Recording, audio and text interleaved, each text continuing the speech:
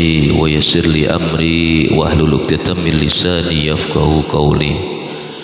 قال سبحانك لا علم لنا إلا ما علمتنا إنك أنت العليم الحكيم. أما بعد.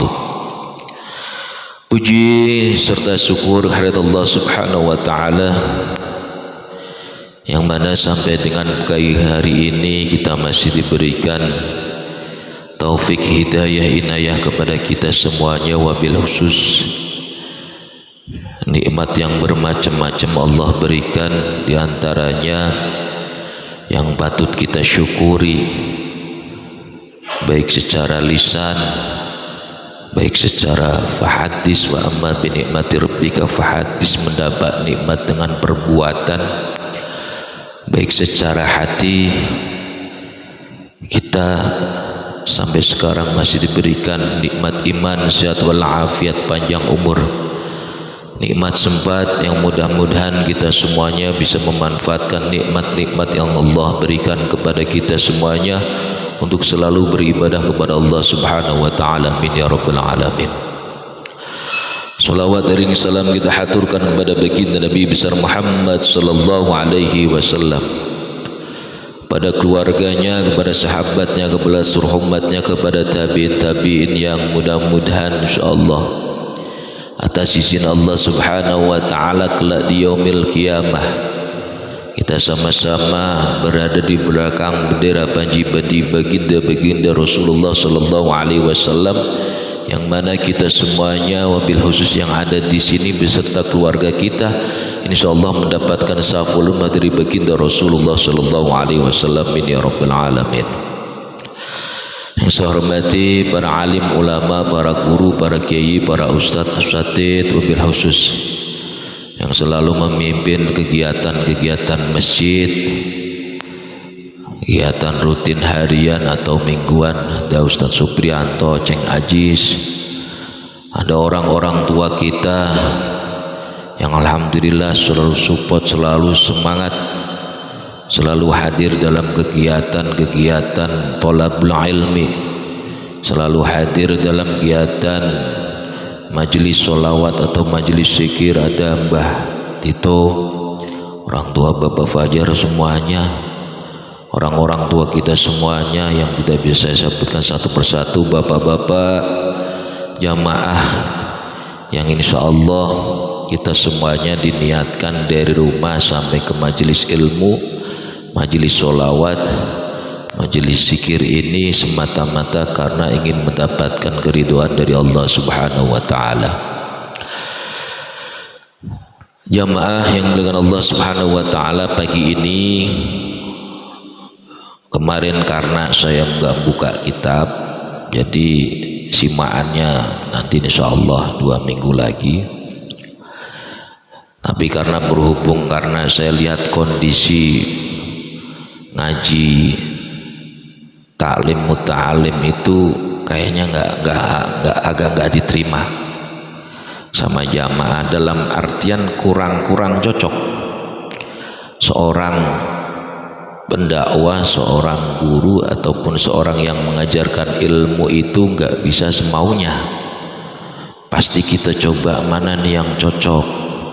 Kalau simaan kan insyaallah udah pada cocok, udah pada seneng baca bareng-bareng, nanti asbabun nuzul atau sebab musyababnya diceritakan.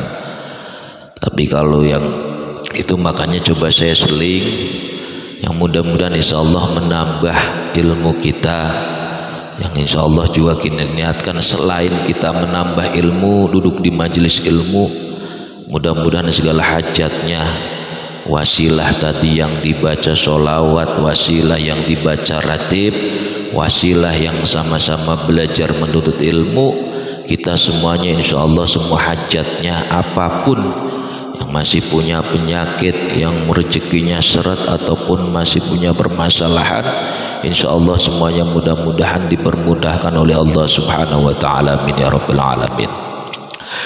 Jamaah yang muliakan Allah Subhanahu wa taala, bagi hari ini saya akan mencoba dan sama-sama belajar.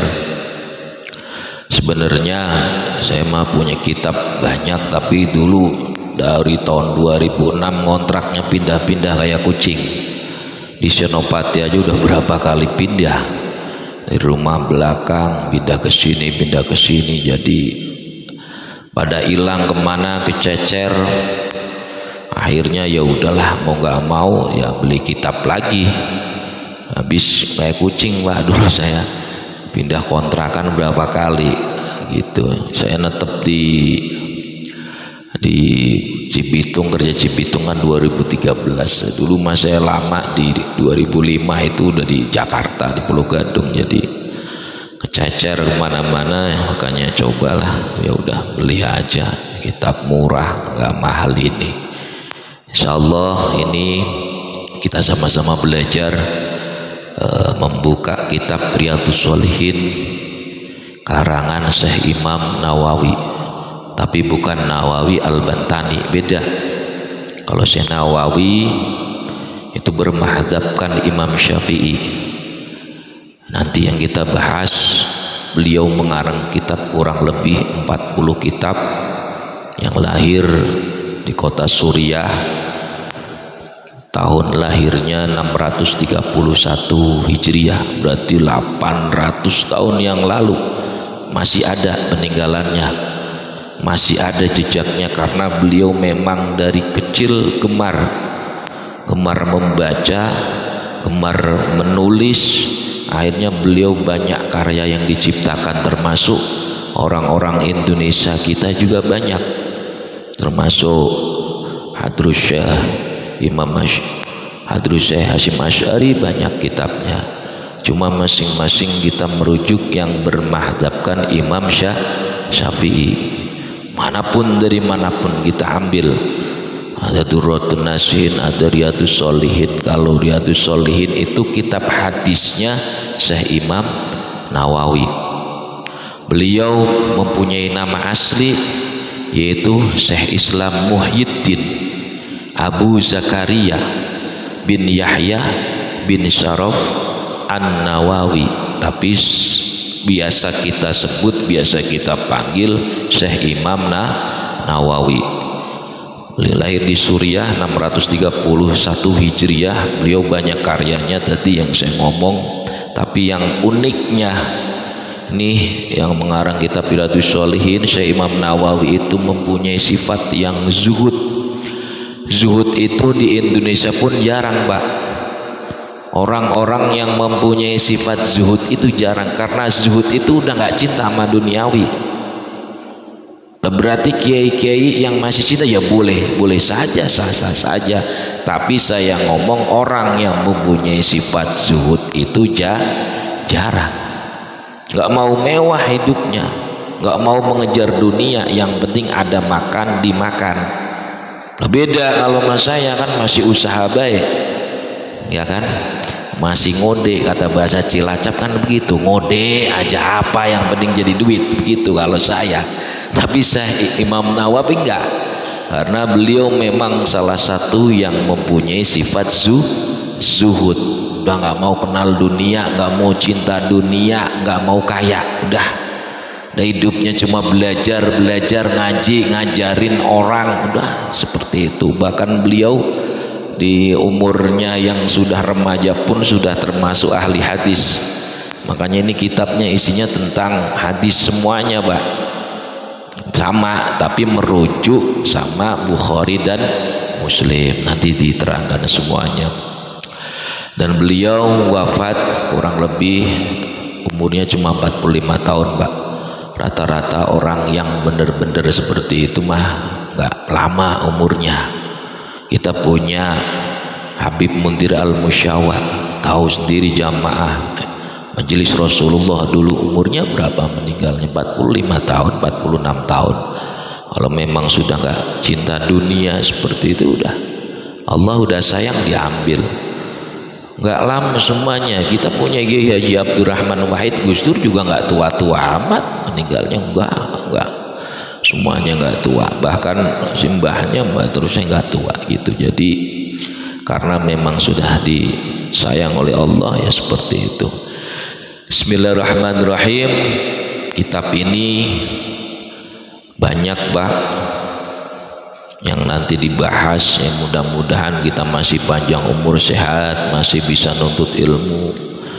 Diawali dengan bab keikhlasan, bab niat. Niat dulu sampai 12 bab Pak, niatnya aja sampai 12 bab. Jadi kalau 12 bab tiap sebulan sekali, baru setahun itu kelar baru nih niat. Tapi nggak apa-apa, saya malah senang gini. Yang penting ngaji terus, yang mana kita mudah-mudahan dapat fadilahnya yang sering saya sampaikan seperti itu. Bismillahirrahmanirrahim. Babul ikhlasi wa idharin niyah. Bab ikhlas, yang menghadirkan dan menghadirkan niat fi jamil a'mal, yaitu semua perbuatan ataupun ucapan, wal aqwali yang nyata, wal ahli samar-samar. Jadi di sini diterangkan yang bab pertama, nanti keterangannya, hadisnya disampaikan.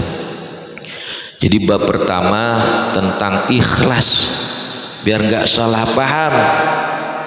Ikhlas, kalau misalnya ibadah ikhlas apapun bentuknya, katanya di share itu nggak ikhlas, nggak seperti itu.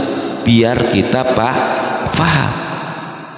Ada hadisnya, 12 hadis sudah disiapkan sama Syekh Imam Nawawi, walaupun merujuk dari Bukhari dan Muslim. Di sini dituliskan qala Allah Ta'ala, a'udzubillahi minasyaitonir rajim. Bismillahirrahmanirrahim. Wa ma umiru illa liya'budullaha mukhlishina lahuddin hunafa wa yuqimus salata wa yutuz zakata wa dzalika dinul qayyimah. Yang pertama, dasar hukumnya atau acuannya mengambil dalam Al-Quran. Al-Quran surat Al-Bayyinah. Kata Syekh Nawawi merujuk sama firman Allah Subhanahu wa taala, wa ma umiru illa liya'budullah. Apa kata Allah Subhanahu wa taala?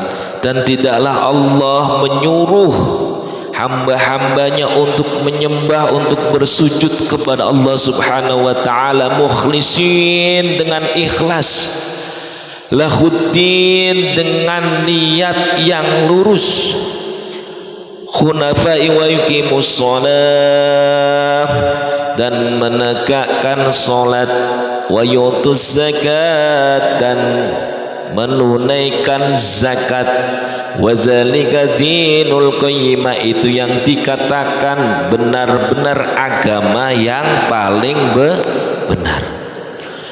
Jadi Allah Subhanahu wa taala menjelaskan dalam surat Al-Bayyinah, di sini orang yang benar-benar ingin menegakkan agamanya Allah Subhanahu wa taala, yaitu harus ikhlas. Ikhlas, tegak lurus, niatkan karena Allah. Wa yuqimus shalah, dilanjutkan untuk menegakkan salat. Wa yu'tuz zakat, dan menunaikan zakat. Itu yang pertama. Referensi keduanya firman Allah Subhanahu wa taala dalam surat Al-Hajj, la yanalallahu lumuha wala dawamauha walakin yanalhu taqwa minkum.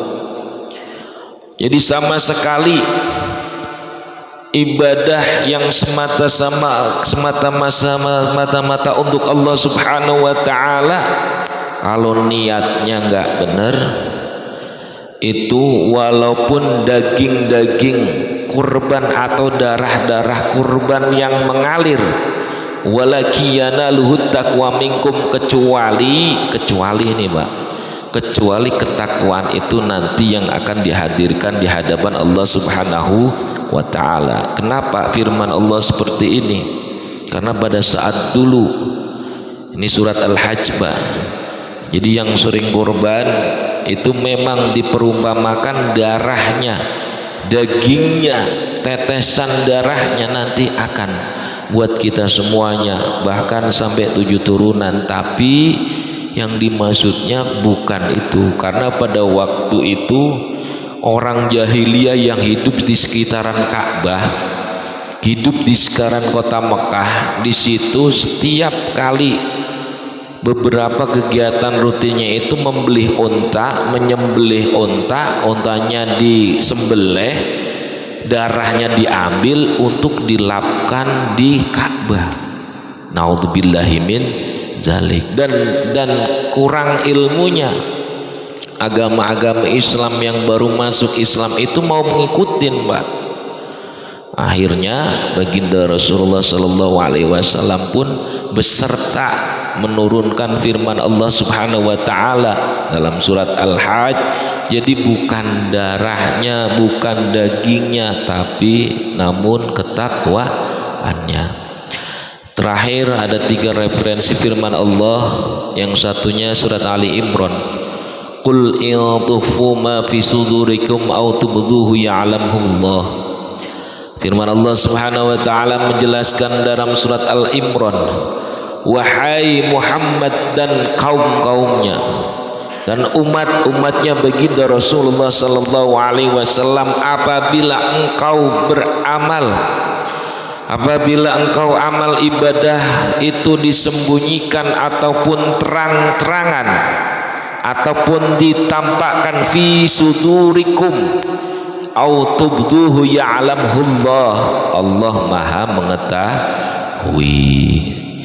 3 referensi ini sandarannya, acuannya karena Al-Qur'annya pasti disebutkan. Nah, yang pertama yang tadi saya ngomong ada 12 penjelasan tentang ikhlas. Yang pertama, wa an amirul mu'minin, dari Amirul Mukminin Abi Hafs, yaitu Abi Hafs Umar bin Khattab bin Nufail bin Abdul Uzaz bin Riyah bin Abdullah bin Qad bin Zarah bin Adi bin Ka'ab bin Lu'ay bin Ghalib Al-Quraisy bil Adi radhiyallahu anhu qol.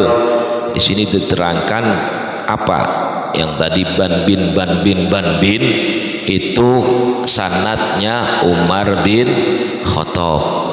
Jadi mempunyai orang tua namanya Nufail bin Abdul Aziz bin Riyah bin Abdullah bin Qad bin Razah bin Adi.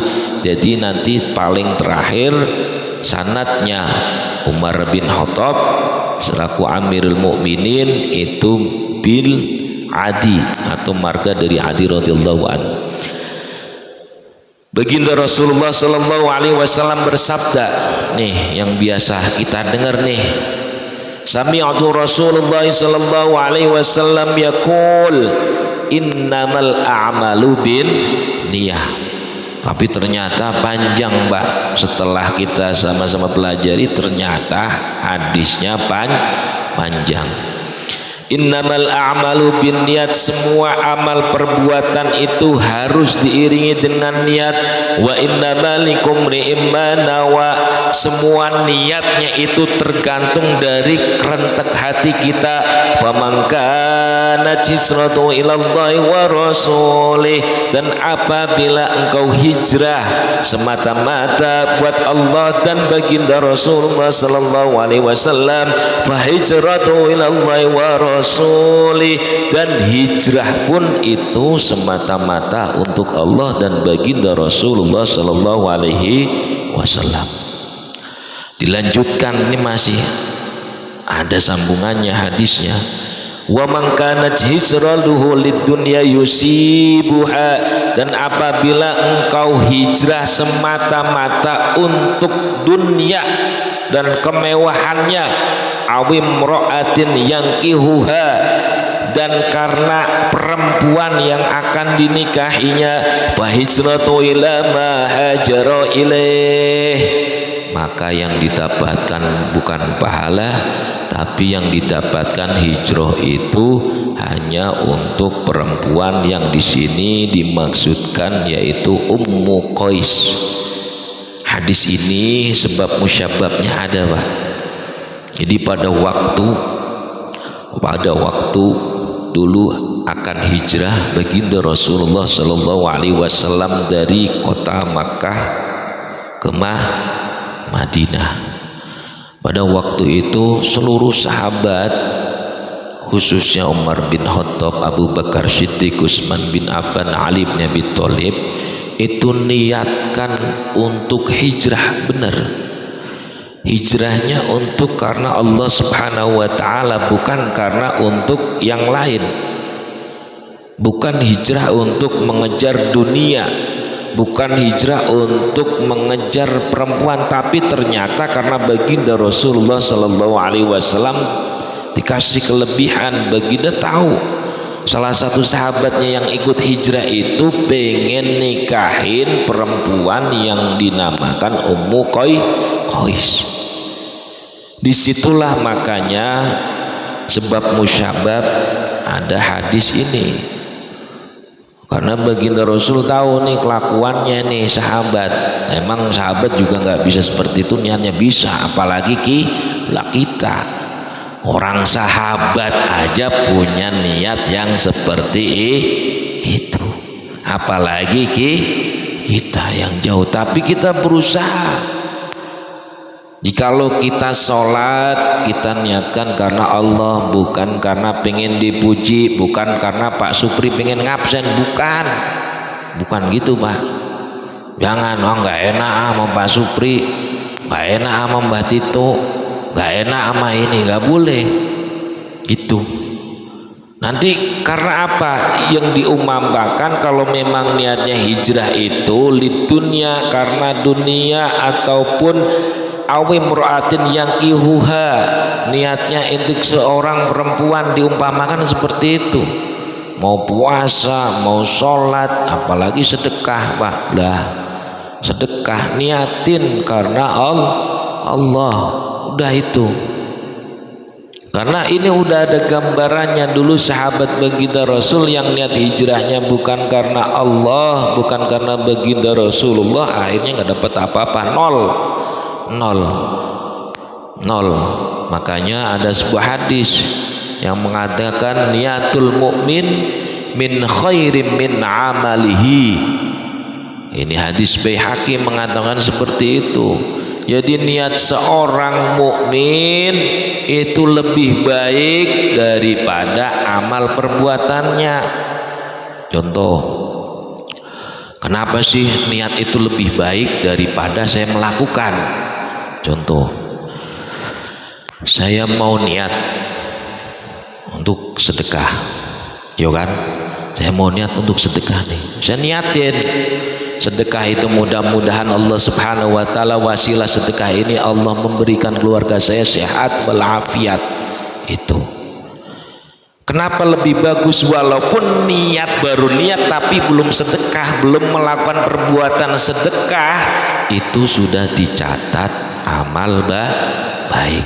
Karena mungkin tertunda keadaan, belum ada duit segala macam. Yang penting niat dulu. Dibanding khairum min amalihi, yaitu apa lebih baik dari amal perbuatan atau perbuatan yang dilakukan. Contohnya kita sudah melakukan perbuatan sedekah tapi tanpa niat, itu lebih bagus niat dulu walaupun belum melakukan perbuatan. Lah lebih parah lagi, sudah niat nih, setelah melakukan perbuatan juga iya min amalihi, tapi habis itu ngungkit Pak. Nah itu yang lebih parah. Kalau sudah kita niatkan itu sedekah buat ini buat itu, udah selesai. Jangan sampai ngungkit, itu nggak boleh. Yang tadi perbuatan dulu tanpa niat pun lebih baik niat tapi sebelum berbuat. Ini paham nggak ini kira-kira ya? Paham ya? Iya, memang yo agak ribet mikir sedikit, nggak apa-apa lah Pak, wajar namanya ngaji. Jadi niatin dulu Pak, mau sedekah niatin dulu, maupun ntar sedekahnya ya udah nggak apa-apa niatin. Yang penting kita niatin dulu, karena niatul mukmin min khairin amaluhu. Jadi niat seorang mukmin itu lebih baik dari amal atau perbuatannya, seperti itu. Jadi niatkan dulu, kalau punya niat sedekah apalagi diniatkan, apapun niatnya, wasilah, sedekah, mudah-mudahan Allah angkat dan segala macam, masing-masing niatnya. Dan ini hadis ini karena Umar bin Khattab itu mempunyai julukan Abi Hafs, Pak. Sayyidina Umar bin Khattab, Sayyidina itu bapak, Hafs itu artinya singa. Makanya di sini disebutkan mempunyai panggilan yaitu Abi Hafs, Abu Hafs, sama Amirul Mukminin Abu Hafs. Jadi Umar bin Khattab itu bapaknya si singa, karena garang singa kan serem, Pak. Makanya diibaratkan atau mempunyai julukan Abi Hafs. Salah satunya karena dulu salah satu Amirul Mukminin yang diangkat oleh Rasulullah Sallallahu Alaihi Wasallam, walaupun kedudukannya nomor 2 setelah Abu Bakar As-Siddiq, baru Umar bin Khattab sahabat kedua, karena sahabat pertama Abu Bakar As-Siddiq, baru Umar bin Khattab, seperti itu. Jadi hadis ini muttafaqun ala sihhatih. Hadis ini itu disepakati dan sahih. Rawahu Imamil Muhaddis, yaitu imam-imam yang mengarang hadis ini. Siapa yang mengarang? Tadi hadis ini keluar dari Umar bin Khattab. Tapi yang mengarang hadis ini, yang menulis selanjutnya, karena turun temurun, Pak. Dulu kejadian ini misalnya pas waktu Abu Bakar seperti ini, dan sahabat dan baginda Rasul hijrah, tapi ada yang nulis, ditulis lagi sampai Syekh Imam Nawawi.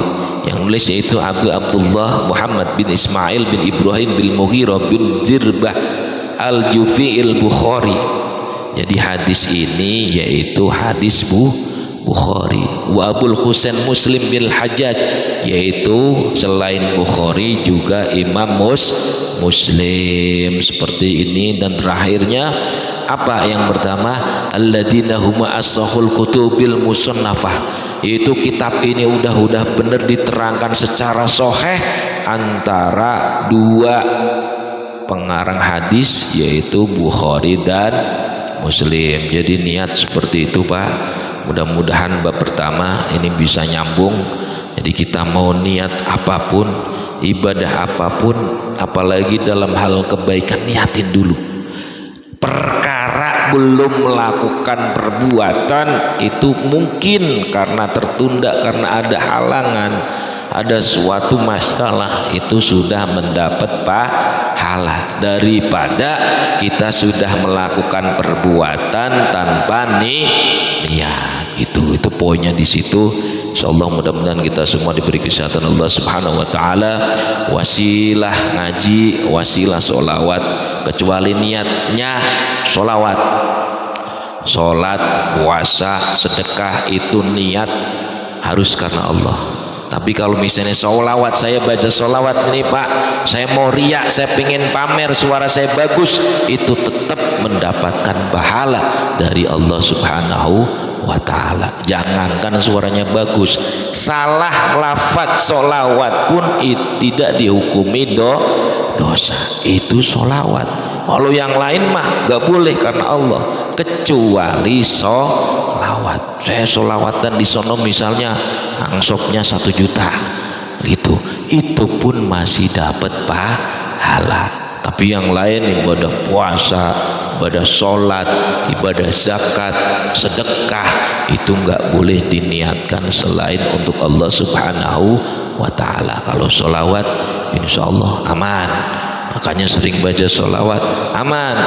Mau pamer, mau ini, itu pun masih dapat pahala. Tapi sebaiknya, alangkahnya kita sholawat itu agar kita mahabbah, kita cinta kepada baginda Nabi, dan semata-mata kita mengharap nanti di yaumil qiyamah mendapatkan syafaat dari baginda Rasulullah Sallallahu Alaihi Wasallam. Kurang lebihnya mohon maaf. sekian dari saya, mudah-mudahan sekali lagi bermanfaat buat seluruhnya, buat saya pribadi dan semua jamaah.